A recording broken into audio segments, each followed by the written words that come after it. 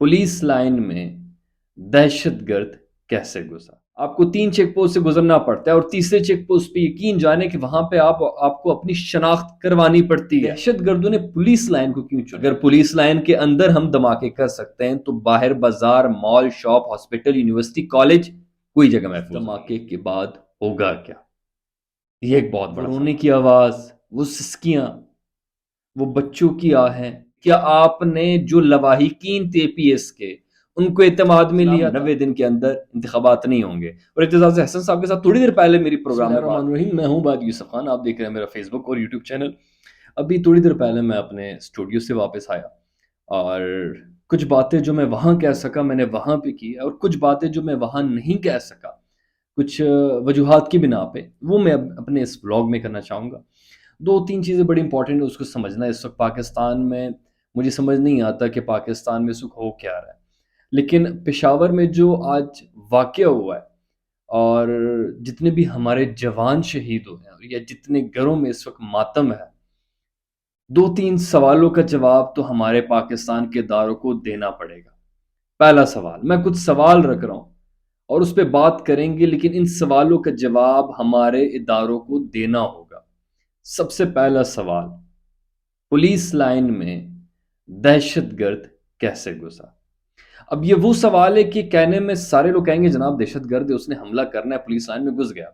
लेकिन इस सवाल के साथ 2-3 चीजें जुड़ी हुई हैं। पहला सवाल ये है कि जनाब अगर दहशतगर्द वहां पे घुसा है, आपने जो 3 सिक्योरिटी चेक पोस्ट बनाए हैं पुलिस लाइन में अंदर जाने के लिए, उसका क्या काम? मैं खुद गया हूं पुलिस लाइन, आपको 3 चेक पोस्ट से गुजरना पड़ता है और तीसरे चेक पोस्ट पे यकीन जाने कि वहां पे आपको अपनी शनाख्त करवानी पड़ती है कि जनाब मैं फला बंदा हूं, ये मेरा CNAC और मैं फला बंदे से मिलने जा रहा हूं।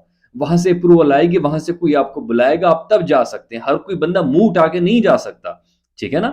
क्योंकि ये एक बड़े हसास से इलाके में ये सारे दफातर है।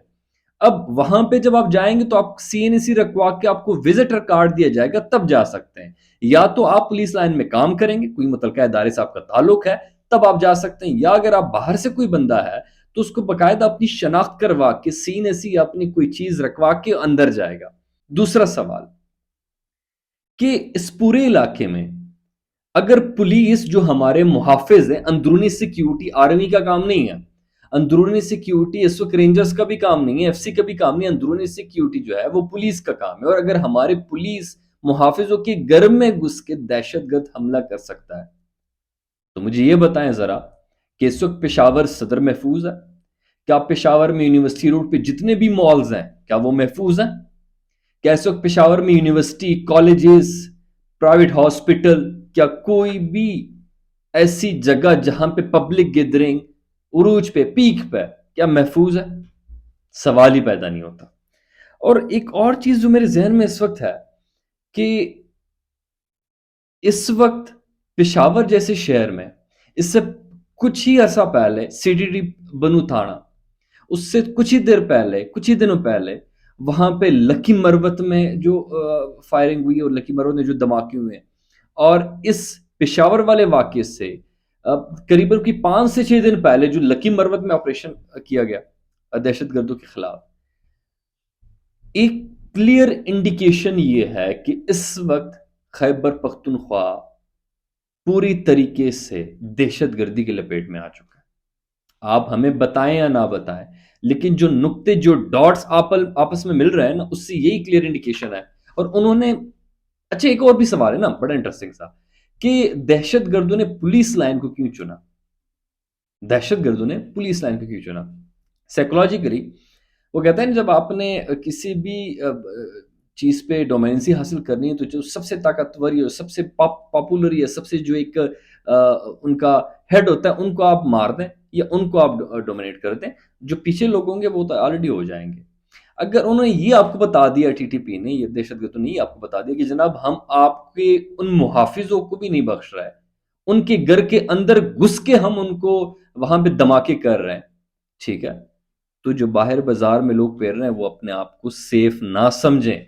अगर पुलिस लाइन के अंदर हम धमाके कर सकते हैं तो बाहर बाजार, mall, shop, hospital, university, college कोई जगह महफूज नहीं है। ये एक क्लियर इंडिकेशन है, ठीक है। अब एक और चीज है कि जनाब अब ये सारी चीजें हो रही हैं, اور دھماکہ یہاں پہ ہوا، اس دھماکے کے بعد ہوگا کیا؟ یہ ایک بہت بڑا سوال ہے۔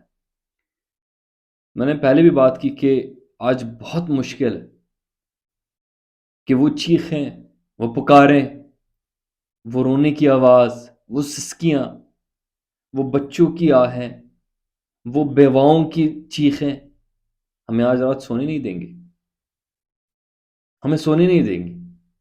ذرا سوچیں کہ آج کتنے گھروں میں ماتم ہے، ذرا سوچ کے تو دیکھیں۔ آخر اس دہشت گردی کے کھیل میں ہم کب تک کھیلیں گے؟ ایک کلیئر پالیسی ہمارے ادارے ہمیں کیوں نہیں دیتے؟ دہشت گردی کے خلاف ہم ابھی تک کوئی اپنی کانکریٹ پالیسی کیوں سامنے نہیں لے کے آئے؟ بار بار ہم اپنا رویہ، اپنا موقف، اپنا سٹانس کیوں چینج کرتے ہیں؟ جناب، جب آپ نے مذاکرات شروع کر دیے، کیا آپ نے جو لواحقین تھے پی ایس کے ان کو اعتماد میں لیا تھا؟ کیا جو وزیرستان مریلی میں اور جو 82,000 لوگ شہید ہو گئے اس پورے وار آن ٹیرر میں، کیا آپ نے ان سے پوچھا، ان کو اعتماد میں لیا؟ کیا ہم نے اپنا موقف بار بار کچھ مخصوص وجوہات کی بنا پہ جو چینج کیا ہے، آئندہ بھی کرتے رہیں گے؟ یہ لہو کا ہوں جو ایک کھیل آپ لوگوں نے سٹارٹ کیا ہوا ہے، کب تک چلے گا؟ آج میں اسٹریٹ فارورڈ یہ پوچھ رہا ہوں کہ پاکستان کے ادارے، پاکستان کے جو اس وقت پالیسی میکرز ہیں، جو اسٹیبلشمنٹ ہے، جو اس وقت پاکستان کے پولیٹیکل لیڈرز ہیں، سارے، یہ ایک بندہ نہیں ہے، ایک ادارہ نہیں ہے، میں کلیکٹیولی ساروں کو کوٹ کر کے کہہ رہا ہوں، جتنے بھی اس وقت سٹیک ہولڈرز ہیں پاکستان کے، پاکستانی عوام کو اس وقت ایک کلیئر کنکریٹ پالیسی اور اسٹریٹجی چاہیے کہ یہ ہمارے پبلک کے لیے ایک ریڈ لائن ہے، اس کو جو بھی بندہ کراس کرے گا پاکستان کی ریاست اس کے خلاف یہ ایکشن لے گی، اور ایک کلیئر اسٹریٹجی، تاکہ کوئی اس غلط فہمی میں نہ آ رہے۔ اے پی ایس ہوا، نیشنل ایکشن پلان بنا، بعد میں اس کا کیا؟ اس کے بعد نیشنل سیکیورٹی پالیسی آئی، اس میں بھی آپ نے سیکیورٹی کے ایلیمنٹ کو ڈالا، اس میں آپ نے ڈیفائن کیا، ابھی تک امپلیمنٹ وہ بھی نہیں ہے۔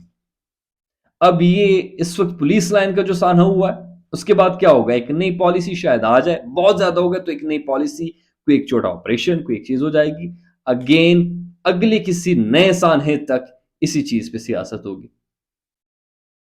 اور میں ایک اور چیز دیکھ رہا ہوں، میں نے پہلے بھی اپنے ولاگ میں کہا تھا، دوبارہ کہہ رہا ہوں کہ یہ ساری چیزیں مجھے کہیں پہ ڈاٹس ملتے ہوئے نظر آ رہے ہیں، اور مجھے اس سال الیکشن نظر نہیں آ رہا۔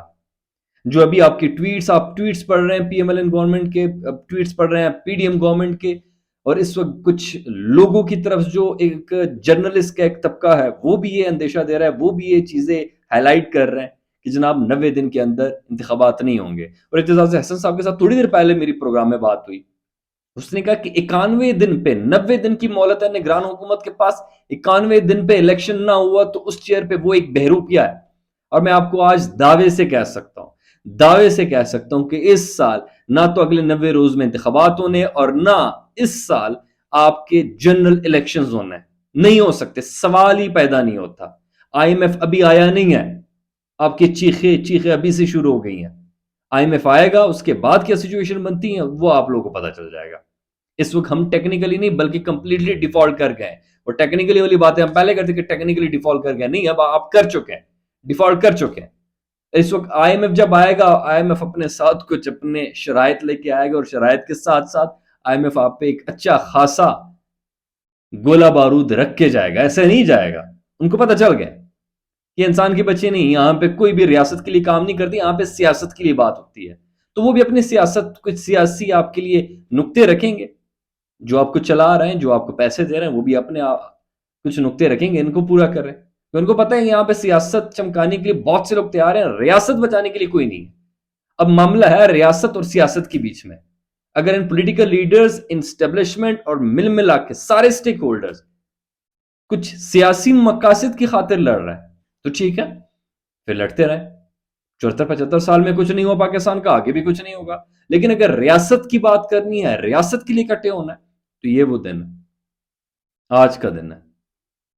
اس سے پہلے ہونا چاہیے تھا، نہیں ہوا، اس سے ایک دن بھی مزید آگے بڑھیں گے تو اللہ کا حامی و ناصر ہے. پھر میں کچھ نہیں کہہ سکتا، نہ کوئی اور اس کا کچھ سنبھال سکتے، کوئی علاج ہی پیدا نہیں ہو سکتا اس پاکستان کا. پھر اور ایک اور چیز کہ یہ ایک دھماکہ، صرف یہ ایک دھماکہ نہیں ہے، یہ ایک شروعات ہے.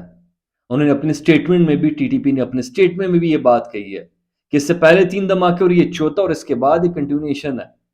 ان کا جو بندہ مارا گیا ہے وہ بدلہ لے رہا ہے، اور ایک شروعات ہے.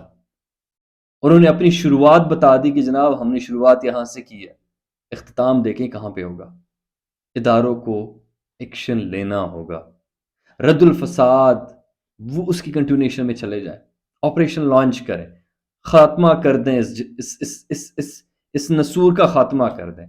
اور مکمل طور پہ چاہے آپ کے افغانستان کے ساتھ کراس دی بارڈر چیزیں ہو رہی ہیں، اس پہ فوراً کام کریں. کوئی بھی اور چیز اتنی امپورٹنٹ نہیں ہے جتنے ہمارے چھوٹے بچوں، ان جوانوں کی خون کی قیمت ہے نا، کوئی چیز اس سے امپورٹنٹ نہیں ہے.